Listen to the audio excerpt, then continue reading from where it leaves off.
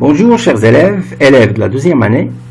Aujourd'hui on a une leçon de communication dont le titre est Exprimer sa subjectivité. Deuxième partie, période 4, le théâtre. Objectif, identifier les moyens servant à modéliser son discours. 2. Distinguer un énoncé objectif d'un énoncé subjectif. Pour ce faire, on va travailler sur deux énoncés. On va les comparer pour reconnaître ce que c'est la subjectivité, la modélisation. Qu'est-ce que c'est la subjectivité et la modélisation? On a deux énoncés, A et B. Je vais les lire. Ce joueur a dribblé tous ses adversaires. Il a marqué un but de... Oh, ce bon joueur a merveilleusement dribblé ses adversaires. Elle a mis ici. Je pense que son très joli but est le meilleur du championnat. Question. Quelle différence y a-t-il entre ces deux énoncés? La réponse. Dans le deuxième énoncé, on a rajouté quelques mots qui sont écrits en couleur. Bien. Donc, deuxième question. Dans quel énoncé vous sentez la présence de celui qui parle? Dans quel énoncé vous sentez la présence de celui qui parle? Oui, bien sûr, c'est dans l'énoncé B. Pourquoi? Parce que les mots en couleur, ils expriment la subjectivité de celui qui parle. 1. Ce joueur a dribblé tous ses adversaires et a marqué un but. On l'appelle, c'est un discours objectif neutre. Deuxième, les mots en couleur servent à modéliser le discours, à le rendre subjectif. Les moyens? Oh, bon, merveilleusement, à la Messie, je pense, très joli, le meilleur. O, et, a, ce sont des interjections. Ici, on a un sentiment d'admiration. C'est une phrase exclamative. Ce joueur, ce bon joueur, ce bon, celui qui parle, trouve que ce joueur est bon. Bon, c'est un jugement positif. Comment il a dribblé ses adversaires?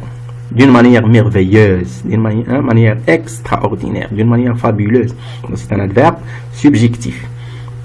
Comment elle a dribblé les adversaires? À la Messi, comme Messi, à la façon de Messi. Donc celui qui parle, il trouve que le joueur dribble, joue comme Messi. C'est pour lui. Pour quelqu'un d'autre, peut-être c'est le contraire. Il peut jouer comme un autre joueur, à la Zidane, à la Christian. Je pense, vous avez je. C'est celui qui parle, qui pense. C'est une pensée, c'est une opinion. Je pense que son très joli but, très joli, jugement positif, très, adverbe d'intensité. C'est le meilleur. Il compare ce but, le but de ce joueur, aux autres buts. C'est le meilleur. Superlatif. Super. Donc, c'est moyen. Oh, bon, merveilleusement, à la Messie, je pense, très joli, le meilleur. Ce sont des marques de la subjectivité. On va les voir. Un énonciateur, dans son message écrit ou oral, peut manifester sa subjectivité, c'est-à-dire on sent sa présence dans ce qu'il dit ou écrit. Il prend position par rapport à ce qu'il dit ou écrit. On va retenir quelques moyens. Est-ce que vous connaissez quelques moyens pour modéliser? On va les voir maintenant. 1. On peut exprimer des sentiments. J'aime, je doute, je regrette, j'adore, je crains, j'ai peur, oui, envier. Donc, je doute qu'il puisse faire ce travail. Donc, celui qui parle, il doute. C'est un doute. Il n'est pas sûr. Il n'est pas certain. Je doute. On a la présence de celui qui parle. Vous avez je, vous avez doute. Un sentiment de doute. Des phrases, on peut utiliser quelques phrases de type impératif, exclamatif, interrogatif. Exemple, quel match? Ferme cette porte. Comment vais-je le rencontrer? Donc, la phrase exclamative, impérative, interrogative marque la subjectivité de celui qui parle. D'autres moyens? On peut utiliser quelques verbes modaux. Savoir, vouloir, devoir, pouvoir. Ce patient doit prendre ce médicament. Le verbe devoir exprime l'obligation.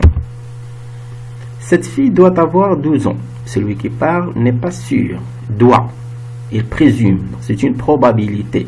Possibilité. Peut-être elle a 12 ans. Donc, celui qui parle exprime une probabilité. Donc, on a la présence de celui qui parle. Adverbe. heureusement, malheureusement, peut-être, certainement. Exemple, il pleure, il est certainement malade. Il pleure, il est certainement. Celui qui parle, il est sûr. Vous avez l'adverbe certainement, assurément, sans doute, sans doute. Au contraire, je pense, je crois, peut-être. On peut recourir aux comparaisons, avec comme, généralement avec comme. Elle est restée muette. Elle est restée muette comme une carpe. La différence, elle est restée muette, objectif. Elle est restée muette comme une carpe. Pour dire qu'il était trop muet. Trop, il ne bougeait plus. Bien, il ne parlait plus, sans voix. Comme une carpe, rouge comme une tomate, rond comme les 3 pommes. On peut utiliser des expressions d'opinion. Je pense, je crois, pour moi, d'après moi. Exemple, nous pensons qu'on doit éviter les déplacements pour faire face au coronavirus, Covid-19. Nous pensons. On a 3 moyens. Nous pensons. On a 2 moyens, pardon. Nous pensons. Celui qui parle pense que, croit que. Pour lui, la meilleure solution, c'est réduire les déplacements. Maintenant, je vous donne un exercice. Vous allez faire 2 tâches. Tâche 1. Je distingue, tâche 1, je distingue le discours subjectif de celui objectif et je relève les marques de subjectivité. Les phrases. Le coronavirus a tué beaucoup de gens. Nous croyons que ce virus est tellement dangereux. Cet homme conduit une voiture trop belle. Il doit être extrêmement riche. On est prié de rester chez soi. La pluie est tombée toute la nuit. Quelle joie, mon fils a brillamment réussi. Il travaille comme une fourmi. Vous avez quelques secondes, vous allez relever les discours objectifs. Oui? Vous avez trouvé la réponse? Oui? Les discours objectifs sont, on va les voir. Le coronavirus a tué beaucoup de gens. Pourquoi c'est un discours objectif? On n'a pas la présence de celui qui parle. On ne sent pas la présence. Il n'y a pas de marque de subjectivité. Ni opinion, ni comparaison, ni sentiment, ni adverbes d'intensité. On est prié de rester chez soi. Même chose. La pluie est tombée toute la nuit. Même chose. Lorsque je dis la pluie est sans doute tombée toute la nuit, je pense que la pluie est tombée. La pluie est tombée comme. Donc, oui. Subjectif. Et non, c'est subjectif. Première. Nous croyons que ce virus est tellement dangereux. La différence, ce virus est dangereux. Nous croyons que ce virus est très dangereux. Les 2 moyens, nous croyons que, nous pensons que, personnellement, c'est une opinion. Ce virus est tellement. Donc celui qui parle, il trouve que ce virus est tellement dangereux. Il est très dangereux. Il est trop dangereux. Il est bien dangereux. Il est extrêmement dangereux. On a ici la présence de celui qui parle.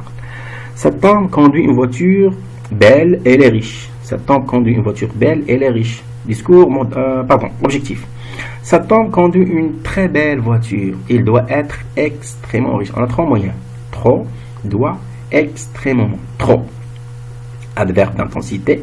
Je peux le remplacer par tellement, vachement, bien, si, trop, extrêmement. Il doit être riche. Celui qui parle n'est pas sûr. Il est incertain. Il doit. Peut-être il est riche. Donc c'est probabilité. Extrêmement, adverbe d'intensité. Quelle joie. Mon fils a brillamment réussi. Il travaille comme une fourmi. Les moyens. Quelle joie. Sentiment. Celui qui parle, il est joyeux. Phrase exclamative. Mon fils. Celui qui parle de son fils. Comment il a réussi. De manière brillante. De manière fabuleuse. Adverbe subjectif. Il travaille comme une fourmi. Il travaille comme une fourmi. À l'instar d'une fourmi, pareil à une fourmi, pour dire que les 2 travaillent avec zèle. Les 2 travaillent. Celui qui parle trouve que son fils travaille avec zèle. Merci pour votre attention et bon courage. J'espère que cette leçon vous est vraiment très utile. Au revoir.